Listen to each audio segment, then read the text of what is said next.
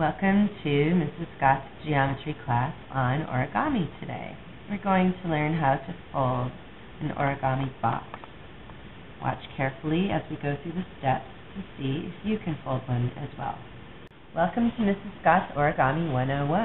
What you're going to need are 6 square pieces of paper. I used 8.5 by 11 paper. Fold the corner up to the edge perfectly and then slice off the remaining section to create a square. If you're using origami paper, you're going to want to start with the color side down. What you need to do is always take your paper and move it away from you. You're going to match up the edges, put your finger in the middle, pull one finger down, and crease firmly in both directions. The next thing you're going to do is you're going to fold, once again, up, and away from you. You will match the edge to the crease in the middle of the paper. Pull one finger down, crease, and then use the other finger to crease the other direction. Turn your paper around, and then take and fold your paper up and matching the edge to the crease in the middle once again. Pull your finger down, crease, and crease. Next thing you're going to want to do is tip your paper this direction, and you're going to take the bottom and match up the corners all together.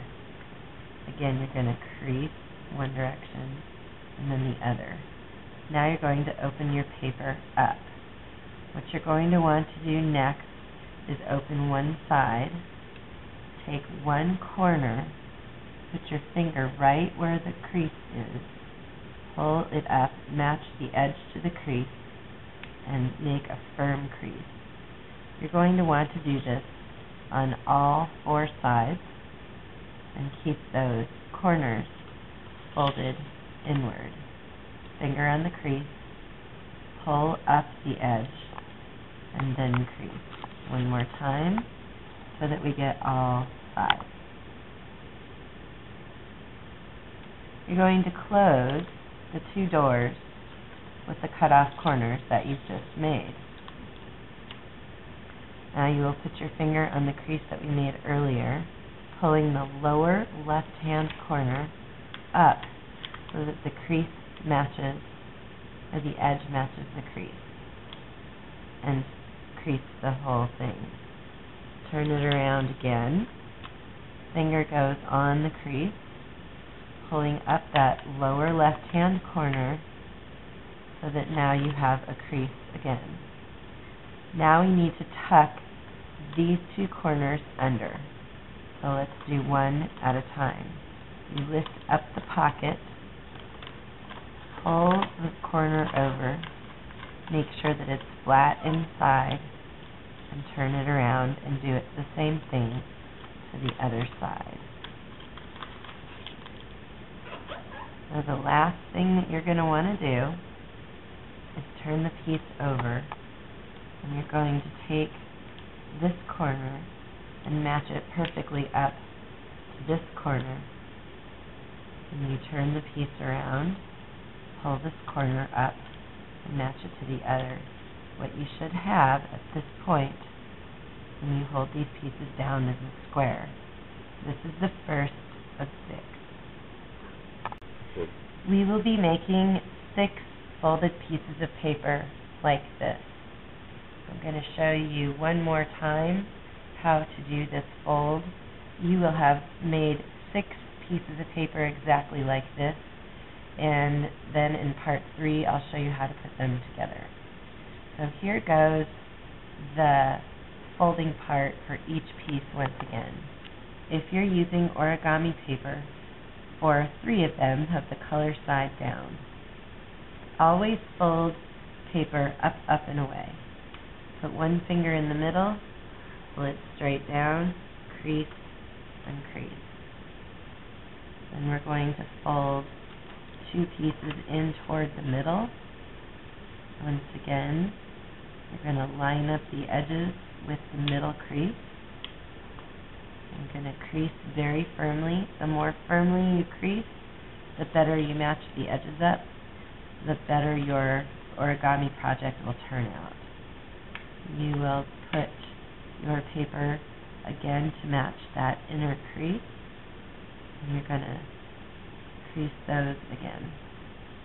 Turn your paper so that the long way is facing you. We're going to fold the bottom two corners up to the top to make a square. We'll crease and crease. Now open that back up to a rectangle. The next thing we're going to do is fold all of the corners inward. To do that, you need to find the crease that you just made. Take your finger, hold the paper at the crease, take the corner and bend it upward, lining it up with the edge to the crease. You're going to do this to all four corners as you're lining up the folded or the crease to the edge of that little corner. Here goes the third one and the fourth one. And the next thing you're going to do is close the doors. As you close the doors, you're going to keep those corners inward. Now, remember that crease we made earlier, right in the middle. You're going to put your finger on the edge of that crease and pull that paper up toward the edge so that this edge lines up with the crease and this edge lines up with the outer edge of the folded paper. You turn it around and you're going to do the same thing on the other side. Notice we're using lower left-hand corner each time. We're always folding away from ourselves. Now, the next thing you're going to do are fold these flaps underneath the doors that you created earlier. Slide that fold inward. It might help to take a finger to push it all the way in. You're going to have to slide it under and make sure it's flat. Turn it around and do the same thing to the other side. Slide it in. Now the last step is to turn this over, and we're going to take this corner and match it up to this corner. And what you're doing now is creating a square. We'll do the very same thing to the other side.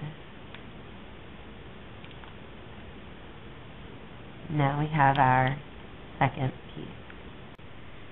First thing you want to do, now that you have all 6 pieces made, is you want to make sure they are folded the same way. Sometimes if you accidentally start folding things the wrong direction and you have something that looks like that, you're going to need to refold something. The easiest way to put this box together is to start, and I'll do this slowly. Feel free to stop the video anytime to see how it goes, but I'm going to slide one piece in as you go. The goal is for each one of these to be slid into one of these little triangles. So I start here on what's going to be one side of the cube. Next piece I put in, I slide under, but now I see other corners that need to get slid into triangles. Now I've got half of my cube put together. Next thing I want to do is put another piece into a triangle. I'm going to slide that one in there, making sure all of my pieces are slid in that can be. I'll take another piece, slide that into a triangle. I'm going to pull these pieces out so that I see them, and slide this into here, and this one into here, leaving me with one piece left. So I slide each piece into a triangle. I'm going to double check myself and make sure all of these little pieces have been slid in. Now for a super interesting math problem, see if you can take the cube apart and make it so that there are alternating colors on all sides. It can be done, but I will leave you with that for extra problem to solve.